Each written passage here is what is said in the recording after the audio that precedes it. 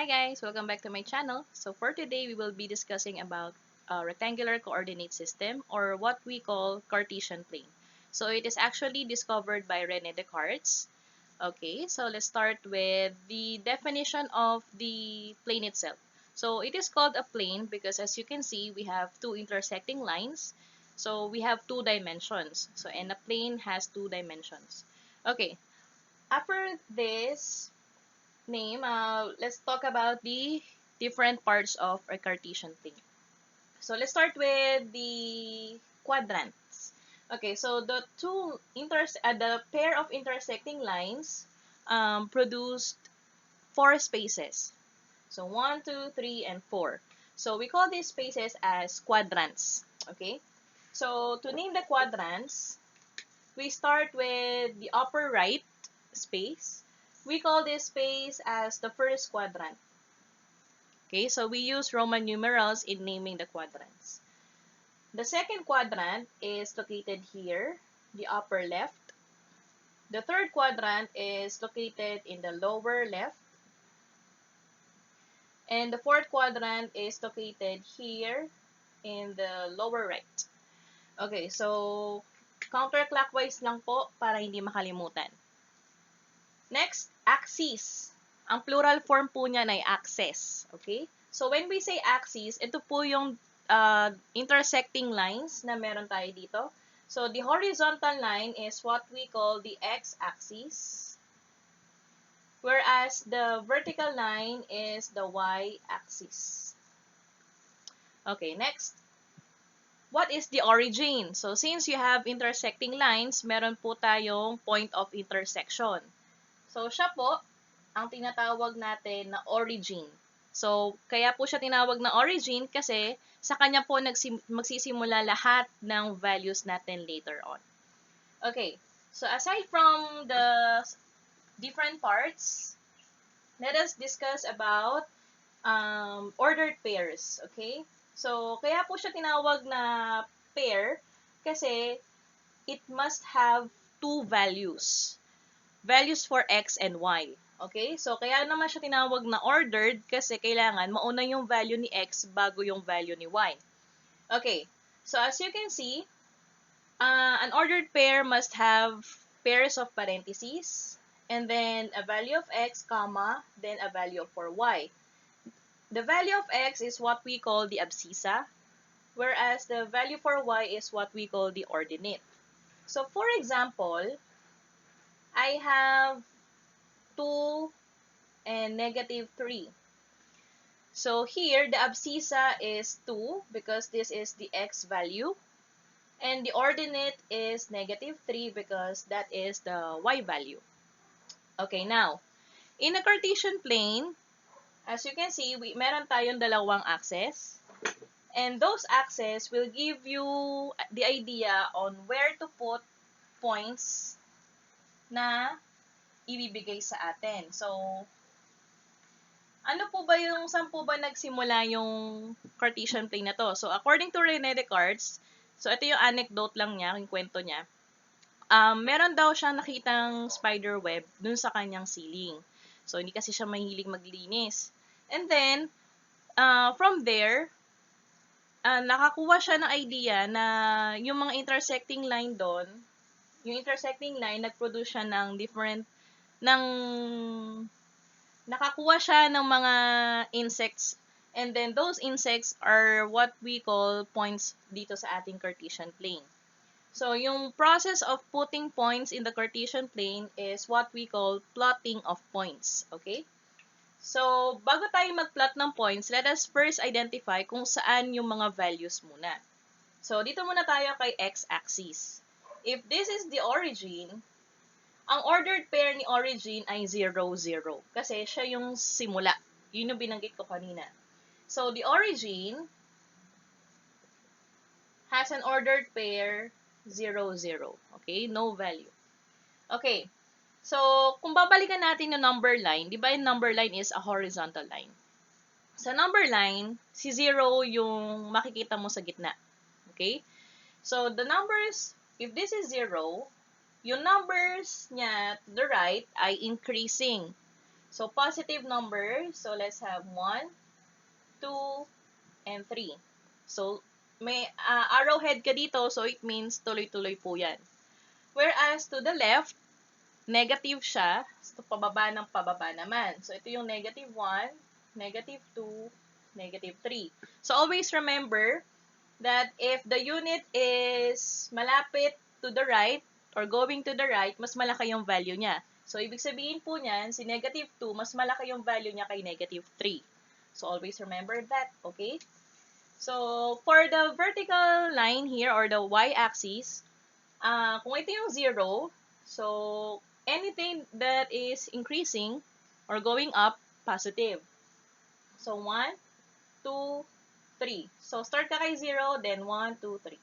Kung pababa ka naman, negative naman tayo. So, ito yung magiging negative 1 mo kay y-axis, negative 2, negative 3. Pwede pa pong dagdagan yan kasi may arrowheads naman. Okay, so let us now try to plot points. So, for example, I have,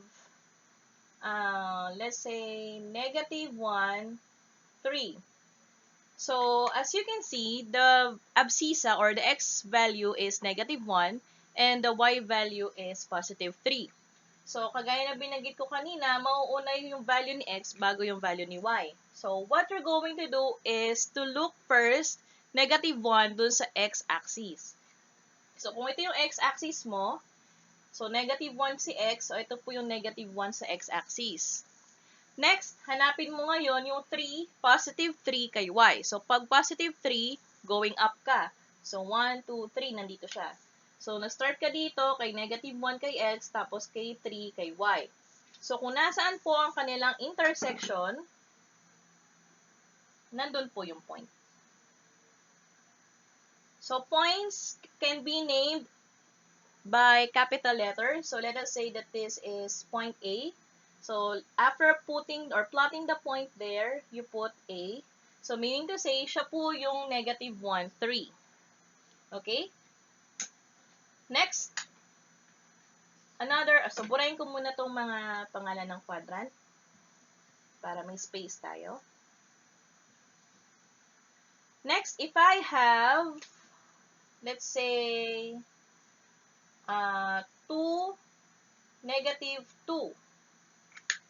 So, 2, positive 2 kay x, then negative 2 kay y. So, dun ka muna sa x-axis, positive 2, so dito ka titingin. Ito siya. And then, negative kay y, negative 2. So, you look down. Kasi ito yung y-axis, nandito yung mga negative. So, if this is your positive 2 kay x, this is your negative 2 for y, kung saan po sila nag-intersect, nandun po yung point. So, let's name this point B. So, this is how we plot points in the Cartesian plane. So, let's try another pair. So, how about if I have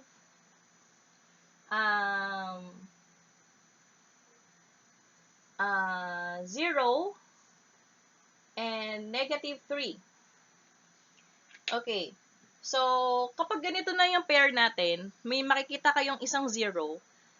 Kung nasaan po yung may value, di ba ito po si x, ito si y, kung alin po sa kanila ang may value aside from 0, ibig sabihin, dun mo makikita yung point, dun sa axis na yon. Okay, so as you can see, si y yung may value na hindi 0. So, ibig sabihin, makikita mo yung point na yan pagka pinlat mo sa y-axis. Okay? So, tingnan mo na lang to. The value for y is negative 3. So, if this is your y-axis, look for negative 3, lalagay mo lang doon. So, let's say this is C. Okay? So, ganun din po kapag si y naman yung 0. So, let us say 2, then 0.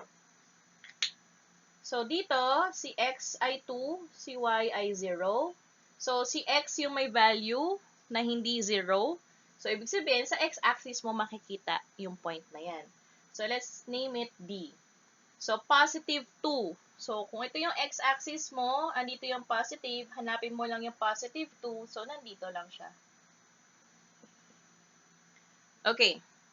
So, after plotting all the points, let us now identify kung ano-anong signs yung makikita doon sa ganong quadrant. Okay. So, let's start with quadrant 1. So, ito yung quadrant 1, ito yung quadrant 2, ito yung 3, then ito yung 4. So, let us summarize lang. So, pag quadrant 1, ano dapat ang signs ng x at y values natin? So, kung ito yung quadrant 1, ang makikita mo dyan, positive kay x, positive kay y. So, positive kay x, positive kay y. Okay, next. Paano pag quadrant 2? Tandaan na, x muna bago y. So, ito yung quadrant 2. So, kung makikita mo, ito yung x-axis. Sa quadrant 2, ang sakop ni quadrant 2 ay negative kay x, positive kay y. So, negative kay x, positive kay y. Para lang siyang emoticons, no? Quadrant 3. Ito si quadrant 3. So, ito yung sakop niya. Ito yung x values, ito yung y value. So, kung makikita nyo, negative kay x, negative din kay y. So, tulog na yung ating emoticon. For the last quadrant, quadrant 4, ito yung quadrant 4, x values are positive, y values are negative. So, isang positive, then the next one should be negative. So, when I ask you, halimbawa, no need to plot the points, but you have to identify the quadrants. So, if I ask you, on what quadrant can you find negative 2, positive 3? So, negative 2, negative 2, then positive 3. So, you will know that it will be located in quadrant 2. Okay? If I say negative 5, negative 4, so both negative, negative 5, negative 4, so it is in quadrant 3. If I say 4, 4, positive 4, positive 4, so positive, positive, so quadrant 1. If I say 4, negative 4, positive 4, negative 4, quadrant 4. Okay, now. So, yung binagit ko naman sa axis kanina, so malalaman mo na nasa x-axis yung point kapag si x yung may value, tapos si y ay 0. Malalaman mo naman na nasa y-axis yung point kapag si x ay 0 or wala tayong value kay x, tapos si y yung may value. So, halimbawa, if I ask you, on what axis can you find the point negative 1, 0? So, negative 1, so may value yung x, so nasa x-axis. If I ask you, on what axis can you find the point 0, negative 5, or 0, 5?